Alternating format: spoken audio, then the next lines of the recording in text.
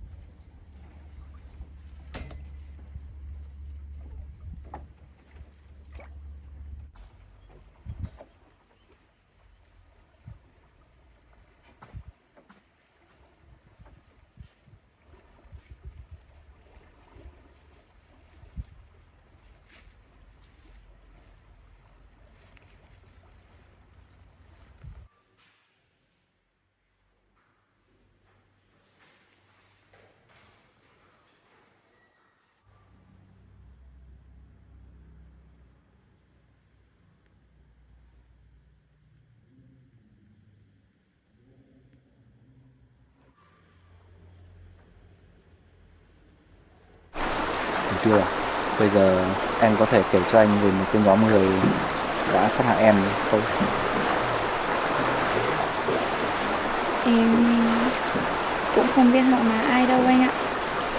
Hôm đó em đến công trường làm việc thì có một người phụ nữ tóc ngắn nói với em rằng chị ấy biết thông tin về bố mẹ đẻ của em và bố mẹ em cũng đang đi tìm em nữa.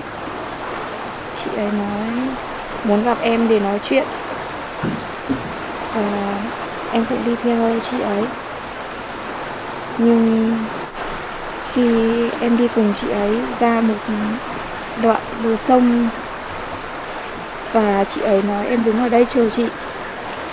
Khi chị ấy đi ra gặp một nhóm người và em có nhìn theo thì thấy họ đã trao đổi tiền với nhau.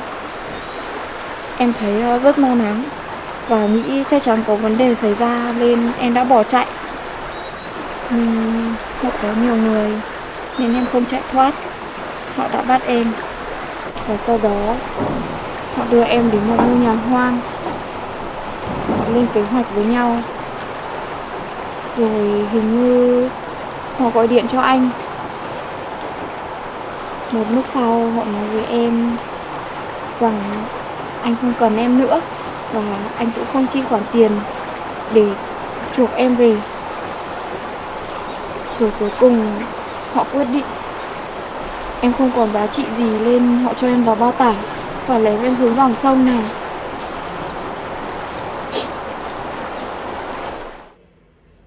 Những người ném Từ Tiêu xuống sông không biết họ là ai nhỉ? Họ có liên quan đến công ty Thiên Trường không? Ai đã là người thuê họ ném Từ Tiêu xuống sông? Có khi nào họ đã biết rằng Từ Tiêu là con gái ruột của ông Huy không nhỉ?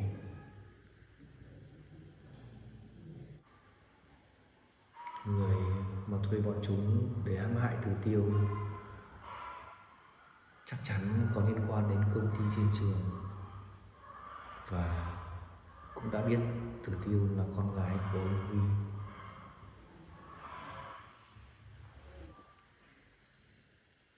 Có lẽ họ cố tình sát hại Từ Tiêu như vậy là để che giấu đi những tội lỗi của họ, và những việc đó chứng tỏ rằng Từ Tiêu đúng là con gái của ông Huy.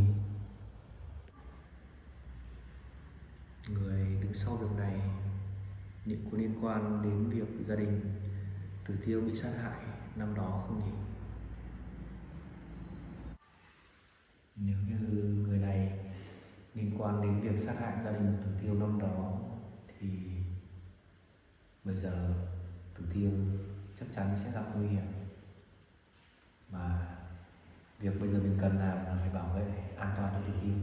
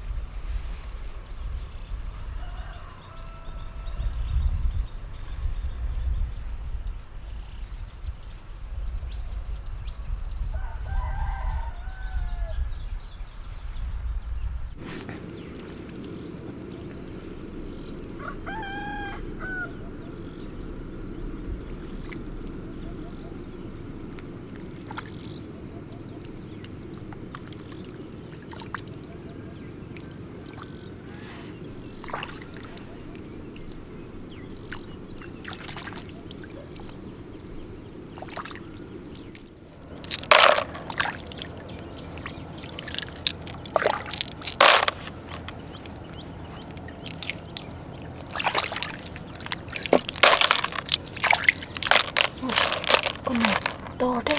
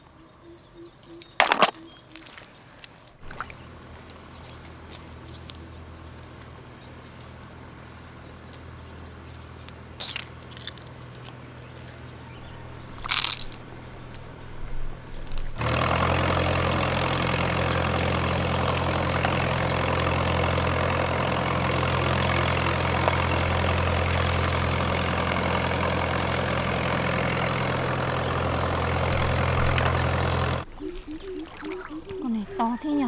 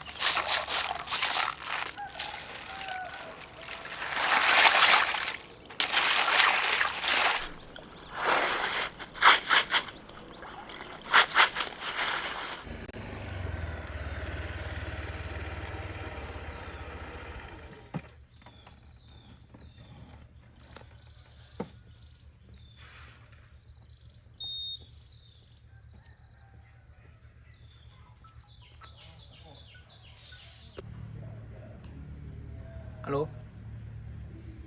À, được rồi. Thế cậu cứ gửi cái địa chỉ của nhà đấy cho tôi nhé. Được. Tạm biệt cậu. Cô ơi, cô làm ơn cho cháu hỏi, cô có cái nhà để cháu thuê không, đúng không ạ? Cô cũng đang định cho thuê, thì cháu cũng muốn thuê nhà. Vâng ạ, cháu cũng đang đi tìm một cái nhà để thuê cô ạ. Thì đấy cháu cứ đi xem là quanh nhà như thế nào. Dạ vâng, để cháu đi cháu xem qua xem cô nhé. Theo cô để cô chỉ cho. Vâng ạ. Đây là khu bếp. Vâng.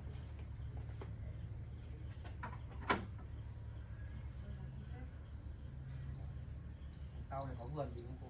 Đó, đây đằng sau có vườn.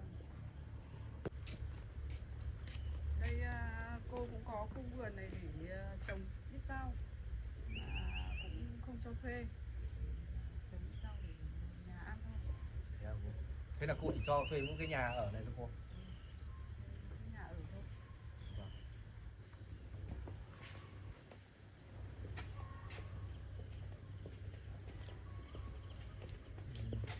Cô à, cháu cũng đã xem qua cái nhà của cô rồi. Được rồi, nếu mà cháu thuê được thì cháu sẽ báo lại cho cô nhé. Rồi, thì cháu cứ về cháu xem thì như nào đấy, thì có gì thì báo cho cô sau. Vâng, vâng. Vâng, thế cháu tạm biệt cô nhé.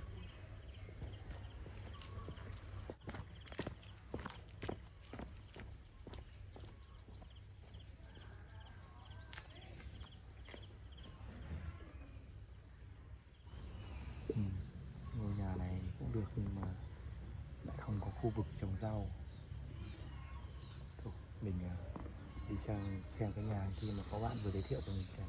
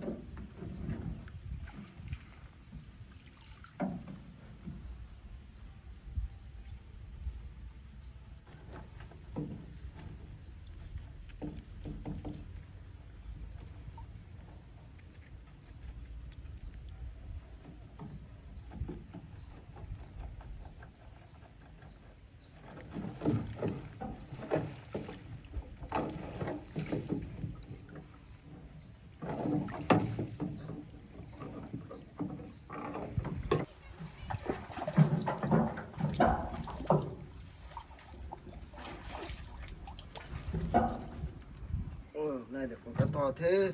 Ôi giời, hôm nay được con to quá. Lâu lắm rồi hôm nay mới được con cá to. Thích quá. Cá to bỏ vào đây.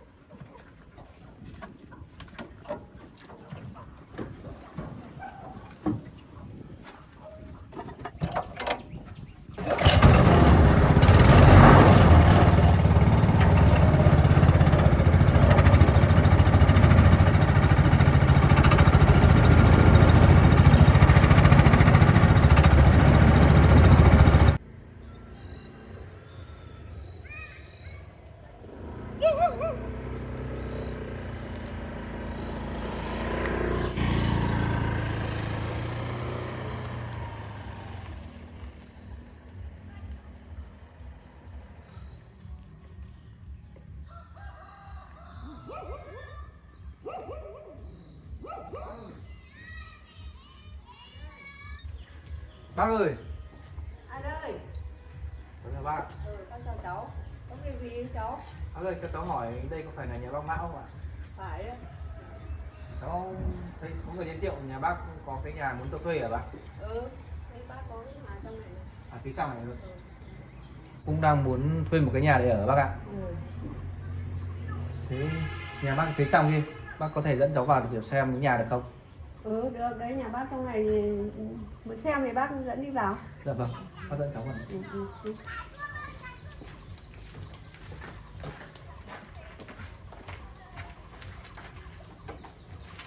Đi xe máy nó vào đấy cô đâu mà.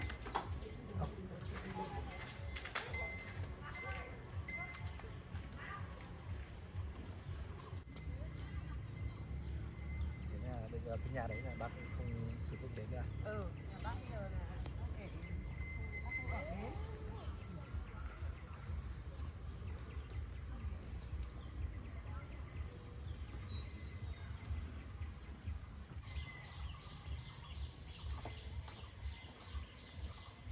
Đây nhà bác có khu vườn rau thôi. Đây bác đây vườn rau của nhà bác đây này. Trồng cái rau đấy. Vâng. Đất đây cũng trồng rau tốt bao nhỉ? Thế vườn nhà bác thì rộng đấy, nhiều đất lắm nhưng mà giờ bác cũng chẳng làm được ấy. Vâng. Các cháu có thuê thì bác cho thuê. Dạ. Vâng, thế cháu đi vào cháu xem nhà bác. Cháu đi xem.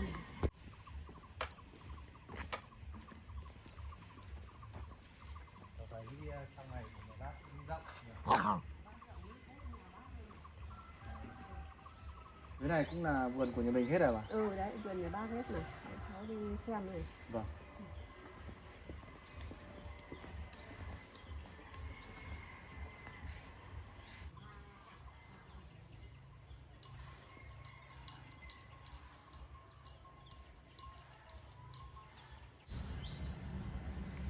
Bác ạ, cháu thấy cái nhà và cái khu đất này của bác cũng được đấy.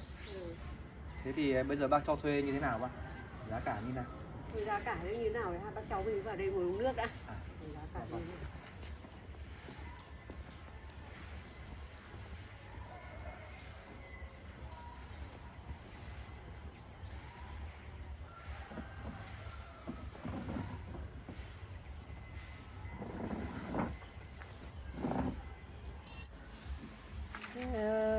Cháu định thuê thời gian như thế nào? Cháu chắc là thuê cũng lâu đấy bác ạ. Nếu mà cháu mà thuê mà thời gian mà lâu thì là cũng đang tính là cả nhà cả vườn, nhất là bác cũng cho thuê là 100 triệu một năm. 100 triệu một năm. Cháu uống nước đi này. Dạ vâng, cháu xin bác. Thế thì được bác, cháu đồng ý với mức giá mà bác cho thuê như thế thì cháu sẽ ký làm cái hợp đồng để ký với bác nhá. Ừ. Đây bác ạ, đây là cái bản hợp đồng mà cháu cũng đã soạn thảo rồi. Bác xem những cái nội dung trong này có phù hợp, nếu mà phù hợp thì bác ký hợp đồng giúp cháu.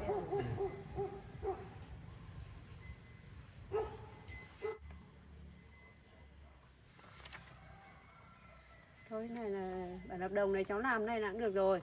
Vâng ạ. Ừ. Thế bây giờ là cháu Đây bác, đây là bút đây, nếu thế thì bác ký giúp cháu ở bên này.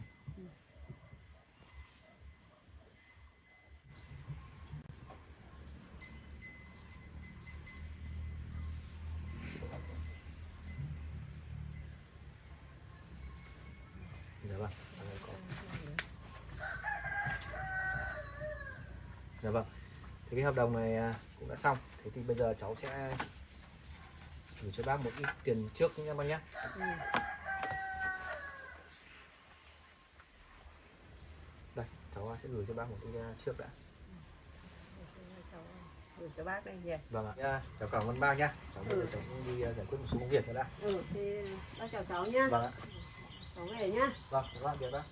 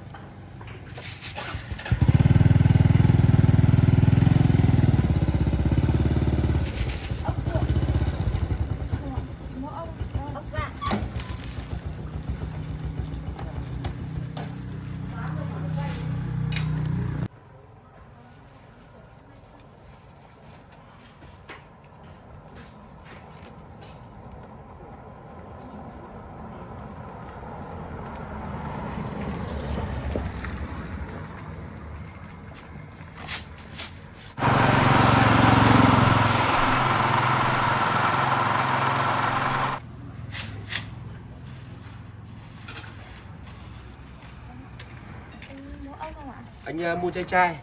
Mua cho sao được? Bao tiền cân em? Em bán 20.000 một cân ạ. Rồi. Chỗ này cân tất cho anh. Anh về nấu cháo cho vợ. Vâng, anh chờ em cân nhé. Đây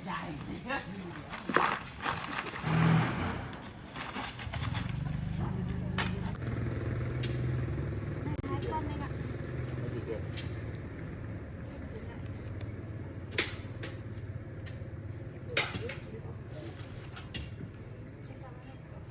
Cảm ơn nhá. Cái ốc này bao tiền cân chị? Ông này cô bán 15.000 một cân hả? Thế ốc này Ông này ít cái này cô lấy 20.000 thôi. không để cho anh. Ông này á? Vâng.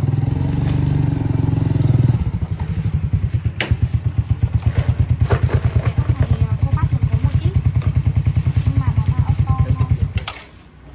Cảm ơn cháu. Vâng.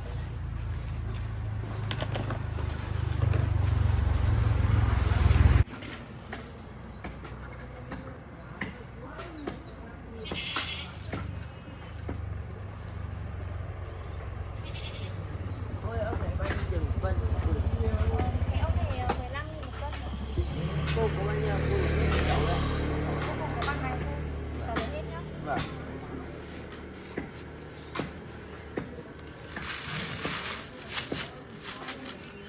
Ốc này về phải ngâm. Cô vừa mới bắt. Vâng.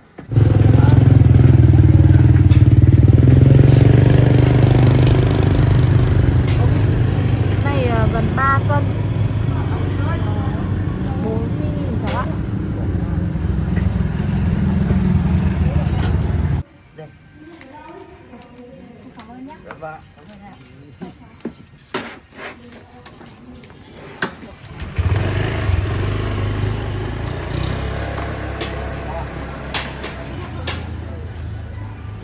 Bác ơi, cháu gửi cái cân ấy hả?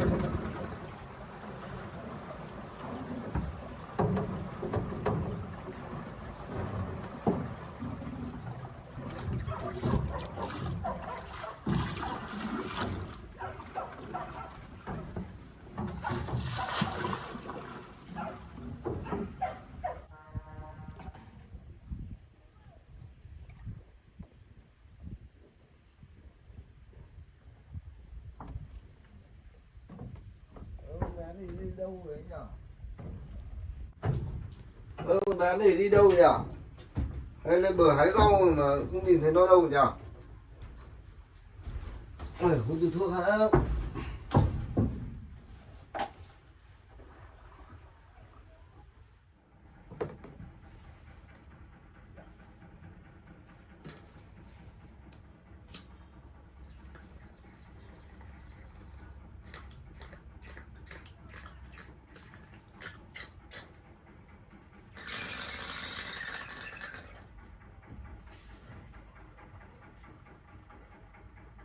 Con bé này đi đâu mà lâu thế nhỉ? Hay là lấy hái rau hái cỏ gì? Alo.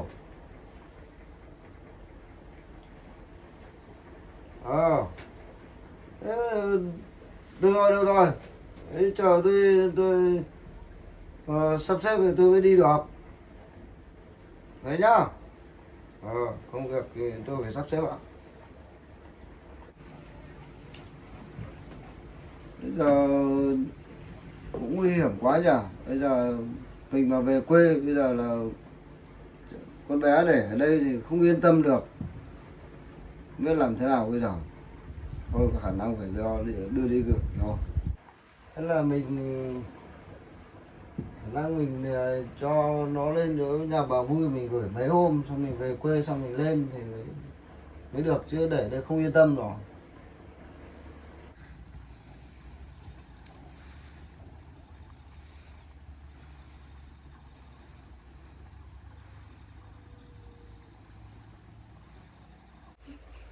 Ông đi làm về rồi đấy.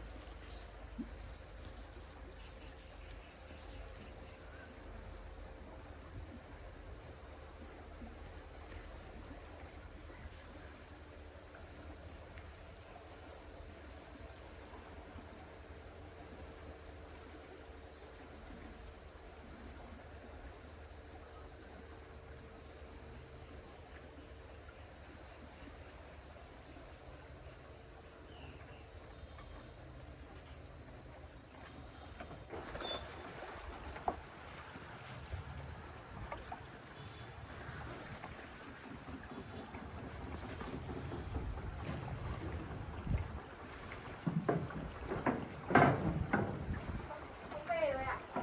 Không về rồi. Hôm nay ông đánh được nhiều cá không? Thế cháu mới về à? Vâng ạ. Hôm nay cháu đi đâu mà lâu thế? Cháu thấy ở bờ sông có ít ốc nên cháu bắt mang đi bán không ạ? Vâng. Trời rét này, trời rét lắm cháu ạ. Vâng. Có được nhiều không? Cũng được mấy cân ốc không ạ? Vâng. Thế bây giờ ông là coi như là phải đi có công việc. Thì ông đây dưới này ông có người bạn thì ông gửi con đến nhà người bạn có được không? Hay là... Nhưng mà ông đi có lâu không? Ông đi cũng chưa biết đâu mà ông nói trước được. Cũng có khi là ông vừa về ngay mà có khi mất mấy hôm cơ. Hay là ông cứ cho cháu ở đây cũng được. Nhưng mà cho cháu ở đây cho ông đi ông không yên tâm. Hay là ông cứ cho cháu ở đây đi, cháu không đi đâu đâu ông ạ. Nhưng mà cháu ở đây ông không yên tâm đâu. Cháu cứ yên tâm là nhà bạn của ông thì là cháu không phải lo đâu. Cháu cứ ở đấy thời gian cho ông về. Vâng. Thế hôm nào ông về thì ông bảo cháu nhé. Ừ. Thế thì cháu đi chuẩn bị một ít đồ ạ. Ừ.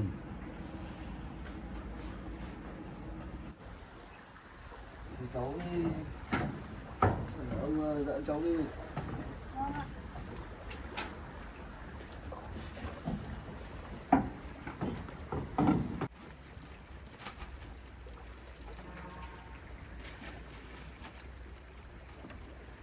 Ông dẫn cháu đến nhà bà xong là để ông còn chuẩn bị ông đi luôn, ông quay luôn. Ông đi bằng xe ôm hay là đi ô tô ạ? Ông đi ô tô thôi.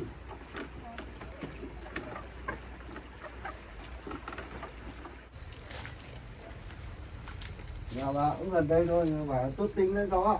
Vâng ạ. Cháu cứ yên trí. Hôm nào ông về thì ông cho cháu đi đâu với ông nhé. Ừ.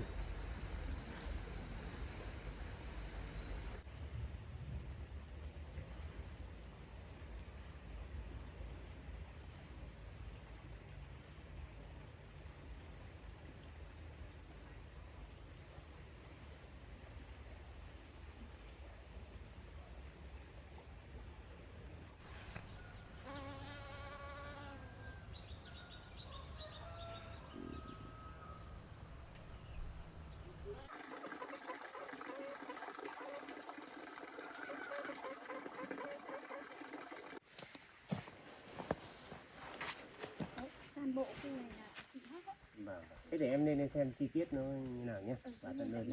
Vâng.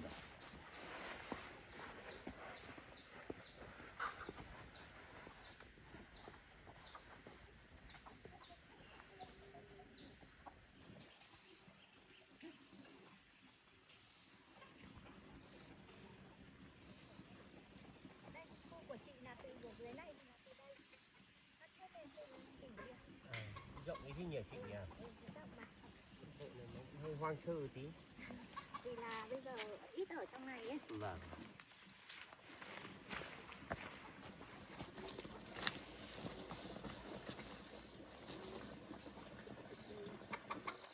Nuôi được nhiều gà thế nhỉ?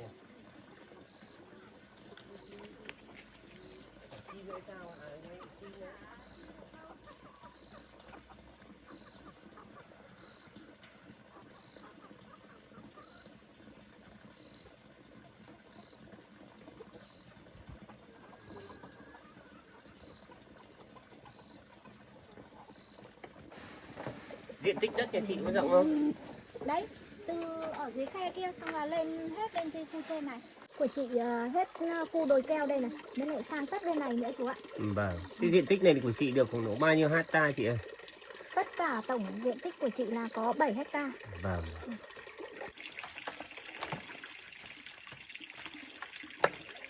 Những con vật nuôi này chị như nào chị?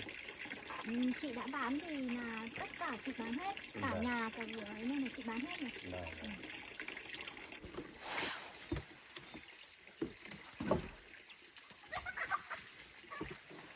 Em thấy khu đất của chị này nó cũng rộng, cây cối này cũng nhiều đấy. Như thế thì chị bán cho em cái giá như nào?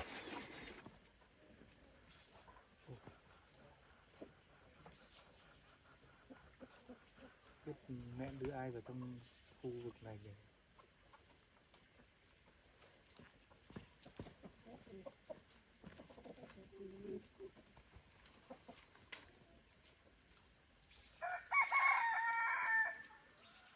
Đấy thì bây giờ chị đưa ra cái giá như thế, tổng hết tất cả trang trại như thế. Thì chú thử xem như nào có lấy được không?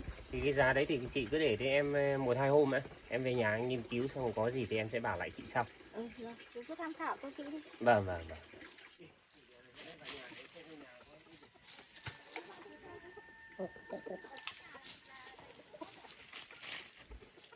Sao mẹ mình lại đưa một người lạ đến khu đất này nhỉ? Hay mẹ có ý định để bán khu vực này à?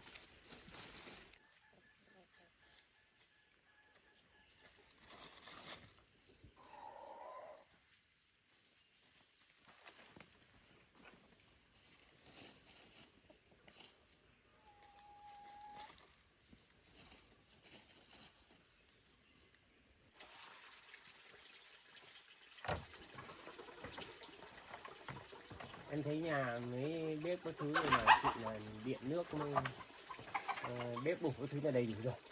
Để em ra đằng kia em ngó lốt xem đằng này nó như thế nào đã nhé. Chú nắm đi. Vâng, vâng. Vâng, vâng. Ở trong này được cái nước rất là tiện lắm.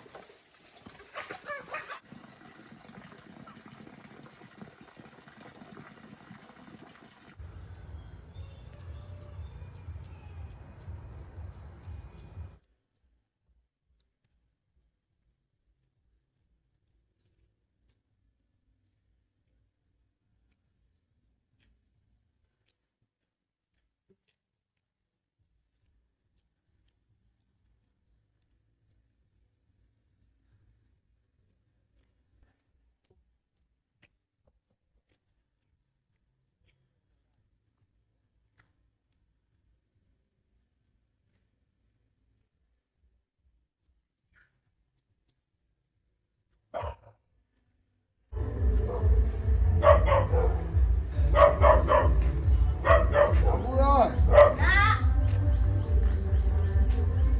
Sáng cháu này vào đây à? Nhà uống nước không ạ?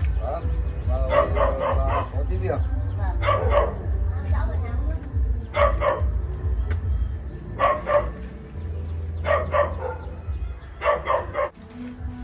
Ông ở đây uống nước không ạ? Thôi bà ơi, tôi có việc bận lắm. Vâng. Nên là tôi muốn bạn nhà bà đi. Ông uống đi.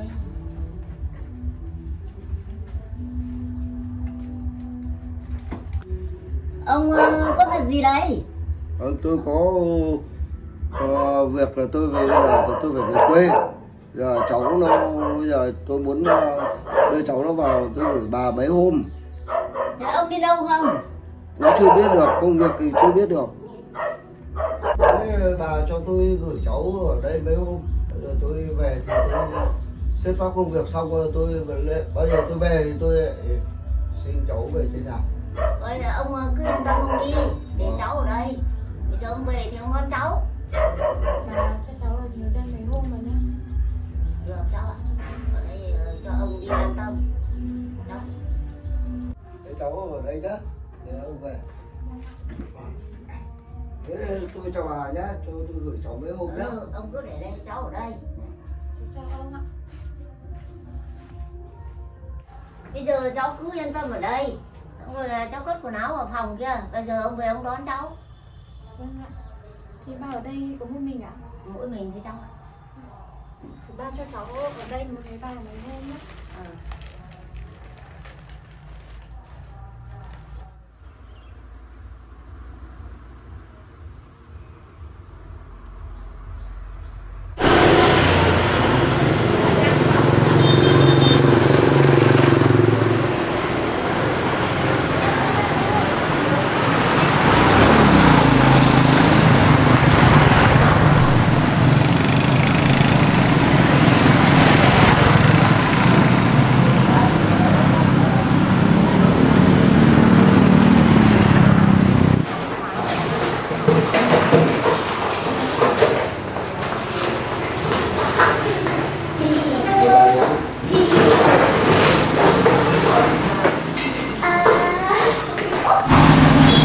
Bà uống gì nhỉ?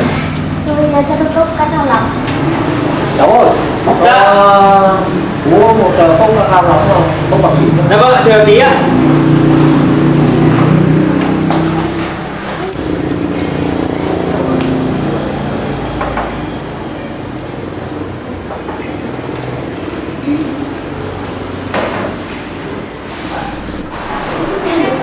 Mời bà uống nước đi.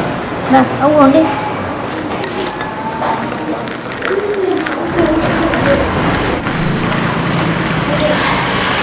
Thì con trai của bà hồi này có tìm hiểu về công ty thiên trường nữa không? Mấy hôm nay thì tôi cũng không gặp con. Mà tôi không thấy nó tìm tôi để hỏi về công ty thiên trường nữa đâu. Bà cứ yên tâm, việc này thì tôi cũng đã cho xử lý việc này rồi, nên có điều tra gì về công ty thiên trường thì cũng không có vấn đề gì đâu. Nên việc này thì đã con giải quyết thì tôi đã yên tâm rồi. Nên mà còn cái việc mà có người điều tra tôi với ông ấy, thì ông đã điều tra chưa? Tôi thì chưa đang điều tra, nhưng mà tôi đã ghi một người rồi. Chính là con trai của bà đấy. Con trai của bà đang theo dõi công ty thiên trường mới cho người theo dõi tôi là bà đấy. Không thể như thế được. Con trai tôi không bao giờ cho người theo dõi tôi được. Tôi dám khẳng định với bà. Thôi được rồi, để tôi lấy điện thoại để tôi gọi cho nó xem.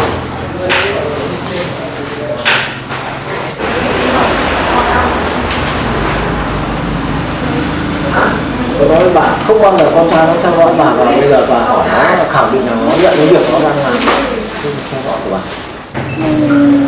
Sao con trai tôi nó lại cho người theo dõi tôi như vậy? Chỉ vì muốn chứng cớ của công ty thiên trường thì con trai bà mới có cái để theo dõi bà như vậy. Thế bây giờ làm nào này? Bà cứ yên tâm, tất cả dấu vết của công ty thiên trường tôi đã xóa toàn bộ rồi. Nên là bà cứ có công việc gì thì tôi sẽ có ý kiến trao đổi làm sao. Ông thấy nước ở quán này uống rất là ngon.